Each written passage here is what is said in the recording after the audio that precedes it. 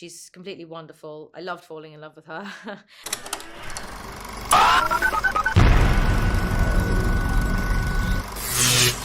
I'm Kristen Maldonado from Pop Culture Planet. It's so great to meet you both. Hey, so nice to meet you. Now, I gotta say, one of the things that I loved about this show was that sisterhood that you guys all had together. And I'd love to hear how you kind of grew that connection that we get to see throughout the series. I mean, it was kind of, we all lived in the same building for It was 6 very natural. months. Yeah. So it did just like kind of organically happen. happen. I think from the beginning, everybody kind of just bonded right away, I would say. It was it was weirdly easy, actually. Yeah, very easy. Concerningly easy. Everybody was so lovely and so like excited about the project and just so excited to be around each other as well. That, really supportive as well. Very supportive cast. Yeah, it came naturally. I loved following your character's journey this season, and just how much she evolves over the course of, all of these episodes, especially in her relationship with Mabel. And I'd love to hear kind of your experience portraying her. Oh, it was so much fun. It was really, really great. I think it was also one of the things that made it so fun and brilliant was getting to work with so many other fantastic and amazing creatives, writers, producers, directors, of which we had 3 scheduled over the whole of the season, and of course getting to work so closely with the wonderful Josie Tota, who really is so talented at what she does. She's completely wonderful. I loved falling in love with her. And she was wonderful, and it was brilliant to be able to build a character and a relationship with a character like Mabel, and also with somebody like Josie. We really did become very close friends through the process, and I think that really helped us to explore our characters to the fullest possibility, and also to be really comfortable with each other, particularly in more hardcore emotional moments while filming. Aubri, I feel like the whole storyline of what happens with Lizzie and James honestly was like scary. Like, I felt so much stress watching all of those scenes, and I was wondering what it was like to kind of portray her journey and kind of being able to get over what happens to her. I felt really sorry for her. I think that she did not deserve any of that she has experienced with this man that she literally just met. And, she just wanted to go into a room with him and kiss him, and next minute she had all her clothes off and she was left alone naked in a room. And I think the confusion and the shame that came with that experience is just overwhelming for her.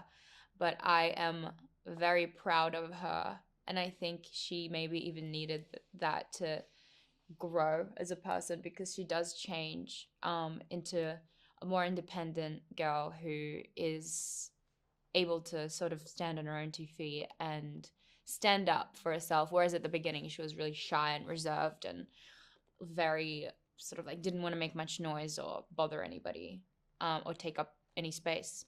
So I think that was a beautiful journey that she went on, and I'm just happy I got to do it. Amy, Ginny has this conflict kind of going on between her sister and her friends versus, this new man in her life.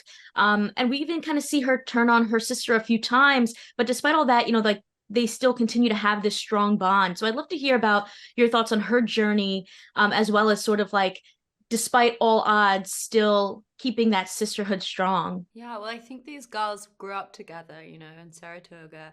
They've known each other through it all, through like all the girlhood of it all, and suddenly this is them at this kind of moment where they're thrust into society, and it's like, now it's time to like switch it on, perform, this is it.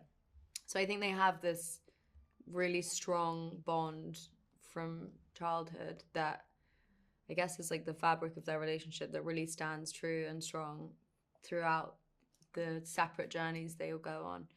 I think they all get lost in their own moments, and I think that does happen in life. Like we're not always. It's a kind of that weird shock when you're like, we're gonna be friends forever, and then suddenly everyone gets their own lives as you grow up, and you're like, wait, what?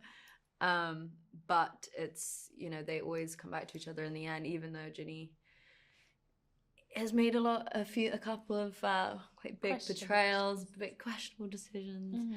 Mm-hmm.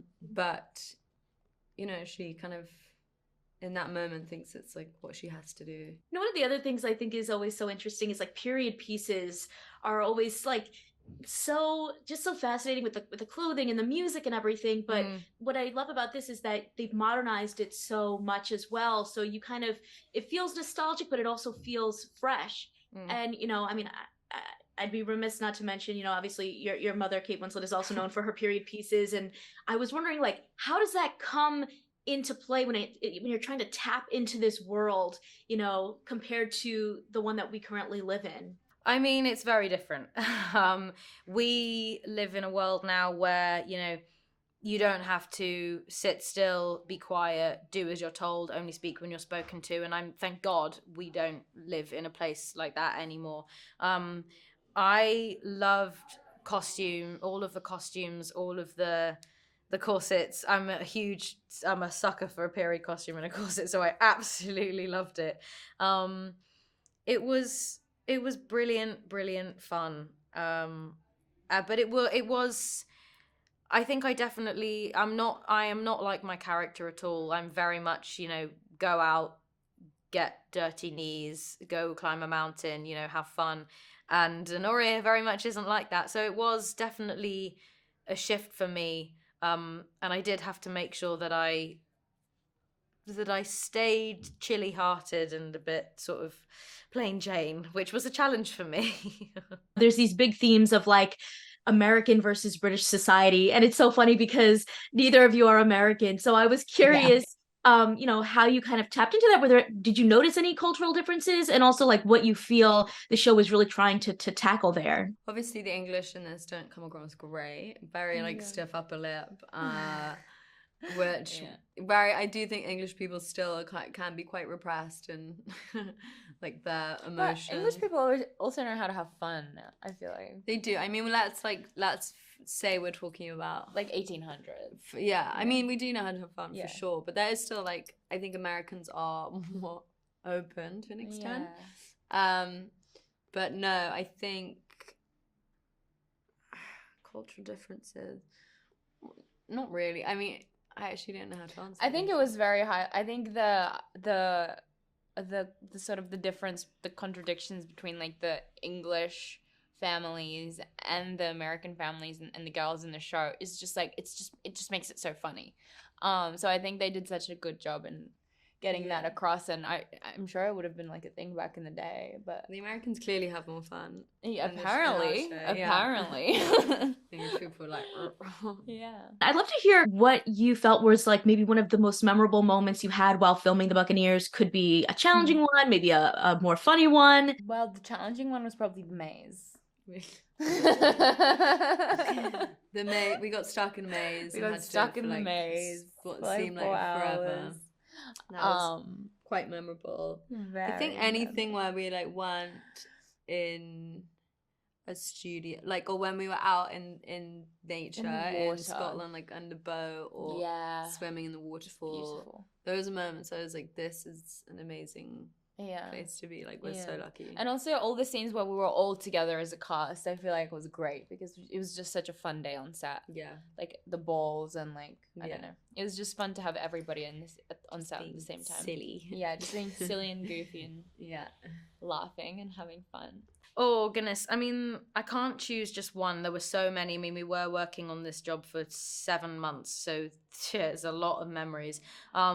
We had such a great time working together. We did so many things as a cast outside of work hours, as well as, you know, had a brilliant, fantastic time while working on set together. I think probably one of my more memorable scenes, there are two actually. There's one in episode 7 and there's also one in episode 5.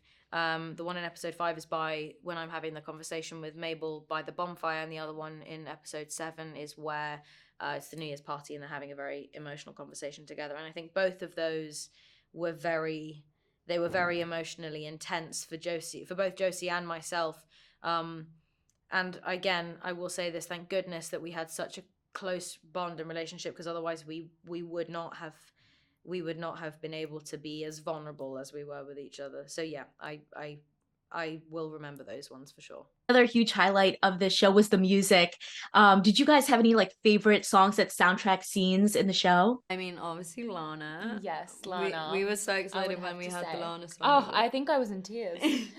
Jackson be like, oh my god, it's Yeah. Lana. And I was like, literally was like, I can't believe it. That's amazing. which is in Ep 7, I think. Yeah. Which is one of my favorite episodes. Yeah, same. And also there's that Gracie Abrams song in episode 7, which I really like.